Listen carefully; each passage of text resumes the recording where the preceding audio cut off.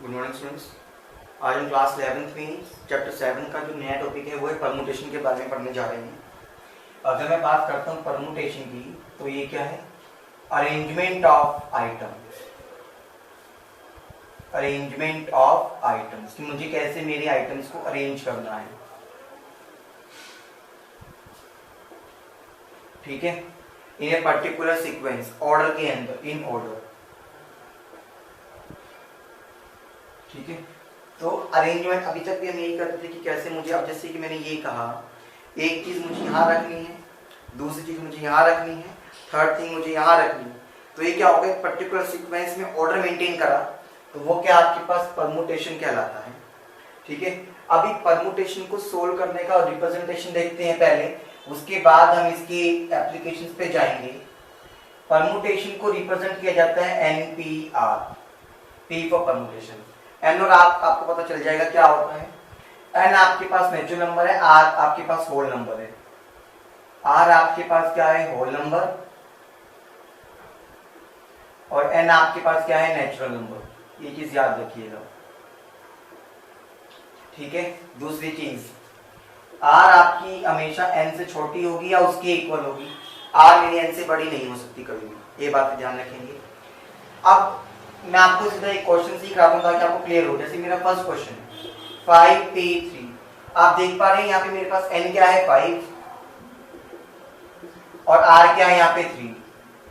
आपको मैं बता दूं NPR को एक्सपेंड कैसे करते हैं, सॉल्व कैसे करते हैं। n फैक्टोरियल डिवाइडेड बाय में n माइनस में r फैक्टोरियल। ये आपके पास क्या होता है फैक्टोरियल को सॉल्व करने का वे।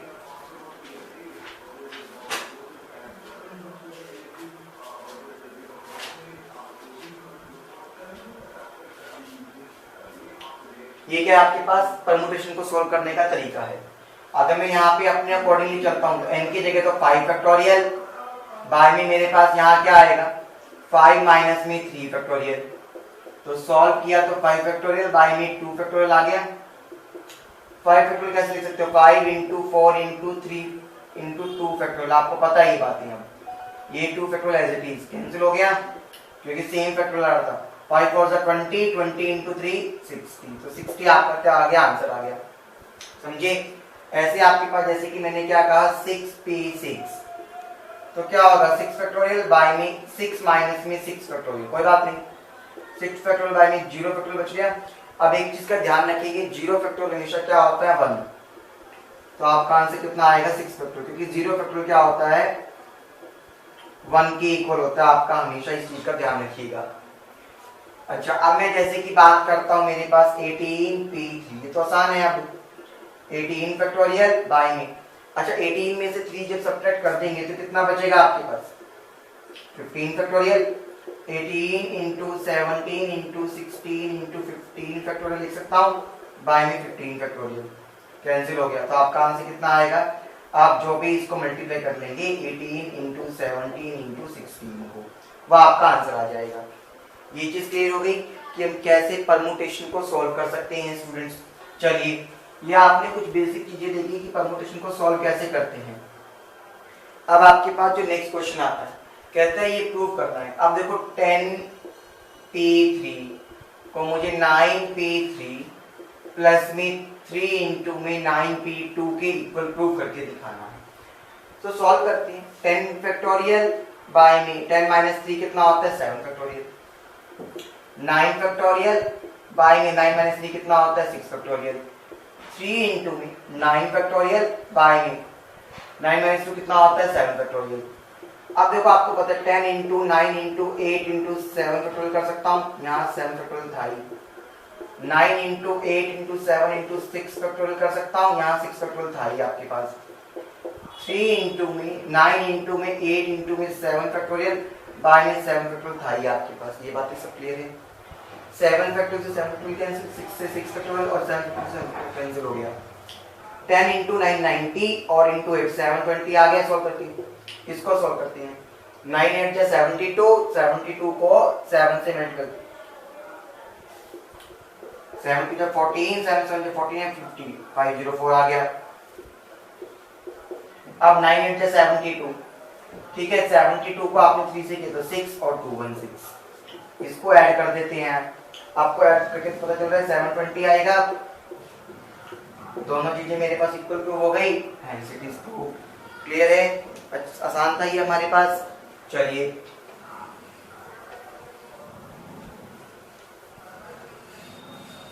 अब जैसे कि वो कहते हैं यहाँ से n की वैल्यू निकालो और ये रेशियो में गिवन है। कहने का मतलब मैं इसको सिंपलेस्ट फॉर्म में लिखूं, n-1p3 डिवाइड बाय में np4, आपको 1/9 के इक्वल गिवन दे रखा है। आपको क्या करना है, यहाँ से n की वैल्यू निकालनी है बच्चों। तो देखो क्या करेंगे, मैंने ऊपर सॉल्व किया तो क्या होगा, n-1 फैक्टोरियल डिवाइड बाय में n-1 4 फैक्टोरियल, यही करते हैं ना। ऊपर वाले में से r को माइनस करते थे, फॉर्मूला आपके पास। मैंने इसमें सोल्व किया तो क्या होगा, n फैक्टोरियल डिवाइड बाय में n-4 फैक्टोरियल। अच्छा यहाँ पे 3 था बाय मिस्टेक मैंने, और यहाँ पे 4 था। समझ रहे हो ये बात? ये 1/9 आपके पास इक्वल है। ये पार्ट मैंने इसको सोल्व करा है और ये वाला पार्ट मैंने इसका सोल्व किया, ध्यान रखिएगा। आपको पता है मैं क्या कर सकता हूँ, n-1 फैक्टोरियल डिवाइड बाय में -1 -3 माइनस का 4 हो जाएगा मेरे पास। ये टर्म आपको पता है ऊपर चली जाती है, रेसिप्रोकल हो जाती है, और यहाँ पे ये n फैक्टोरियल बच जाएगा आपके पास, और यहाँ पे क्या है 1/9। देख पा रहे हैं, ये तो कैंसिल हो गया। n-1 फैक्टोरियल, n फैक्टोरियल को आप n इंटू में n-1 फैक्टोरियल लिख सकते हैं। आपने लास्ट वीडियो में देखा है मेरी, n फैक्टोरियल से n-1 से ये कैंसिल हो गया, तो क्या आ गया 1/n इक्वल्स टू 1/9। सॉल्व करेंगे तो n की वैल्यू क्या आ गई आपके पास, 9 आ गई। क्लियर है? कैसे कर सकते हैं? क्वेश्चन बहुत इजी है अगर आपका मेथड अप्रोप्रिएट है। तो ये चीज याद रखिएगा स्टूडेंट्स, मेथड में कहीं प्रॉब्लम आती है हमें तो हमारी मिस्टेक हो सकती है, अदरवाइज हमारी कभी कोई मिस्टेक नहीं होगी स्टूडेंट्स, एक चीज का ध्यान रखिएगा। अब ऐसे ही कहता है 5 इंटू में 4pr, तो 4 फैक्टोरियल डिवाइड बाय में r का मतलब क्या हो गया, 4 माइनस में r factorial is equal to 6 into में 5 फैक्टोरियल, और यहाँ पे क्या है p r माइनस यानी कि 5 माइनस में r, मैं आपको लिख के देता हूँ पूरा, r-1 का होल फैक्टोरियल। ये बात समझ आ गई क्या करा है मैंने यहाँ पे? अभी देखिएगा 5 तो है ही है, इंटू में 4 फैक्टोरियल आ गया ऊपर, 4 माइनस में r फैक्टोरियल आपको लिखा हुआ है, 6 इंटू में 5 फैक्टोरियल दे रखा है। यहाँ पे क्या है 5 माइनस में r, माइनस माइनस प्लस का 1 हो गया। देख पा रहे हैं इस चीज को ब्रैकेट खोलने पर?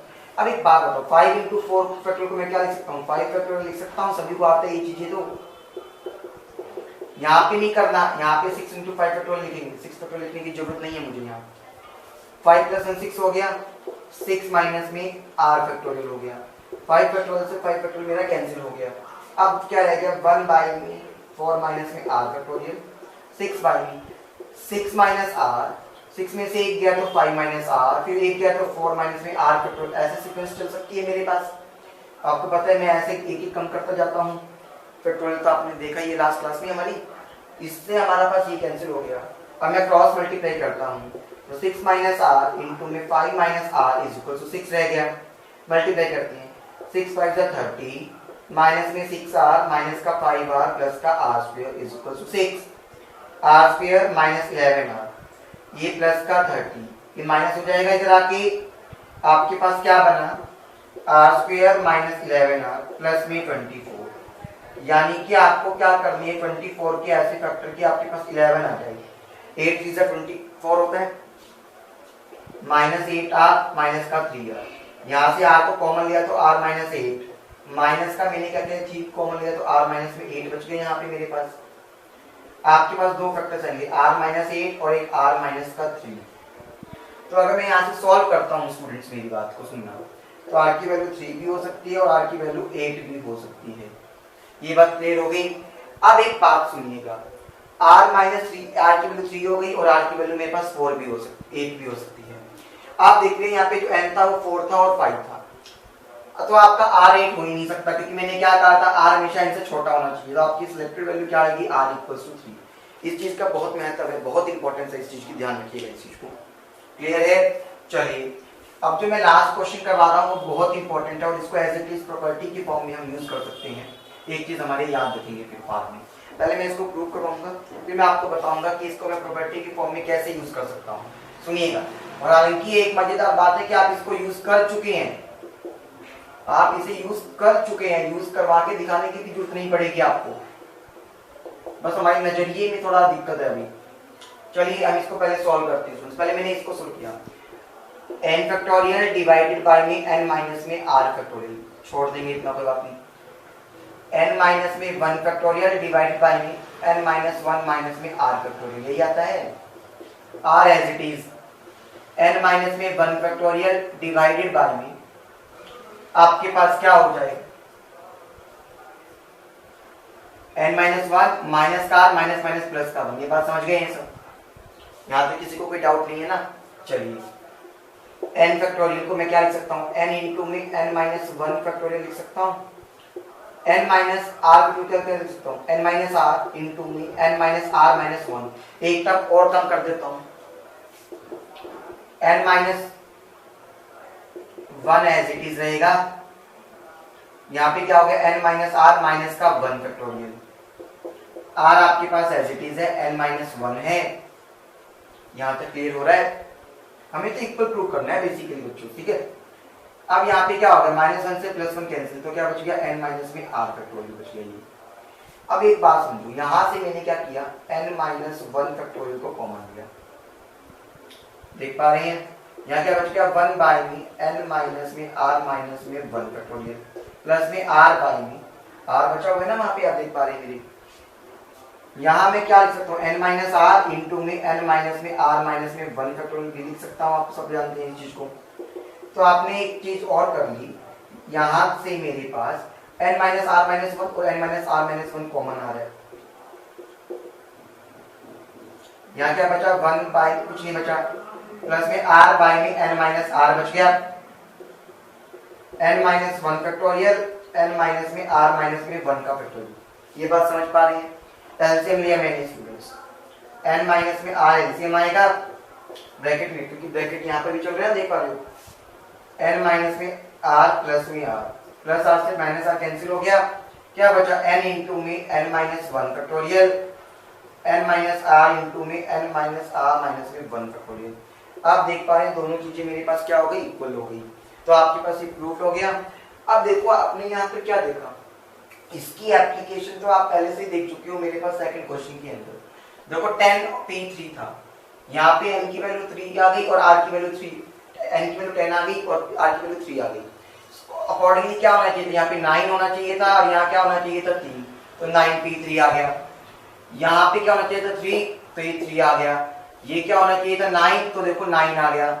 r माइनस 3 माइनस 2 होना चाहिए था, तो देखो 2 आ गया।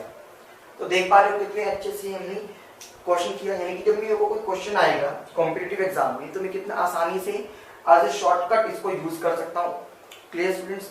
तो ये हमने परमुटेशन देखा। हम नेक्स्ट क्लास में हमारे परमुटेशन की जो एप्लीकेशन बेस्ड क्वेश्चन है वो करने वाले हैं। जो आपने प्रिंसिपल ऑफ काउंटिंग में क्वेश्चंस करे थे, उन्हीं क्वेश्चंस को हम अब इन मेथड से भी करेंगे ताकि इजी हो जाए हमारे लिए। Clear students? Thank you.